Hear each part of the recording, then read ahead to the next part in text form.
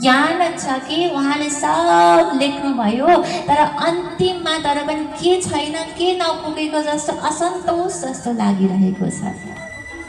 कहिलेकाहीँ लाग्छ नि होइन, सब कुछ खायो तर भोजन खाइसके पश्चात कसैलाई आदत हुन्छ नि, कसैलाई सिगरेट खानु, कसैलाई सुपारी खानु, कसैलाई होइन गुड्काहरू खानु, कसैलाई त्यो मिठा जिरा खानु, कसैलाई पान खानु आदत हुन्छ नि त।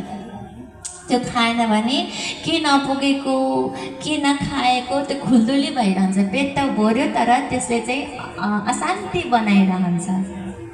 त्यस्तै नै व्यासजी महाराजलाई पनि यति धेरै सब कुछ ग्रन्थ लेखिसके पश्चात पनि मनमा असन्तोष जस्तो लागिरहेको, अशान्ति भइरहेको छ, मन निराश भएको छ। कहिलेकाहीँ हजुरलाई मन यत्तिकै पनि उदास लाग्छ नि होइन, के भएको, के हुन लागेको, किन मन अशान्त छ, त्यो खुल्दुली भइरहन्छ। हरेक मानवलाई हुन्छ, त्यो पनि बिना कारण हुँदैन।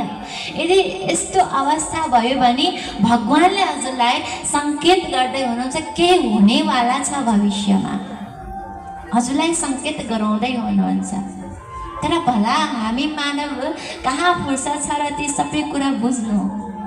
यदि त्यसमा हजुर उल्झिराख्नु भयो भने केही नगर्नुहोस्, हात जोडेर प्रार्थना गर्नुहोस्, प्रभु मलाई यो के हुँदैछ, हजुर कृपा गरी बक्सियोस् र मलाई बुझाइ बक्सियोस्। समय आउँछ त्यो बुझिन्छ, बस प्रतीक्षा गर्नुहोस् के हुन के लाग्दैछ। हरेक चिजको सङ्केत पूर्व नै दिइसक्नु भएको हुन्छ परमात्माले। हरेक चिजको भोलि के हुँदैछ त्यो आभास दिलाइराख्नु भएको हुन्छ।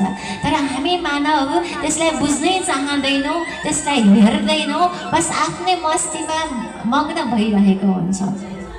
त्यति नै बेला नारदजी आउनुहुन्छ अनि नारदजी आएर भन्नुहुन्छ, यस्तो वेद विद्वान सबै ग्रन्थहरूलाई रचना गर्नेवाला, ज्ञानले ओतप्रोत भएको यस्तो विद्वान हजुर व्यासजी आज किन यति निराश, हताश, उदास भएर बस्नु भएको छ, के भयो हजुरलाई, बताइबक्सियोस्, किन निराश उदास भएर बस्नु भएको भन्दा व्यासजी महाराज भन्नुहुन्छ, मलाई पनि थाहा छैन, तर मन अत्यन्त अशान्ति भइरहेको छ, मनमा के डर भइरहेको छ, तृप्त छैन, मलाई आनन्द छैन भनेर भन्नुहुन्छ।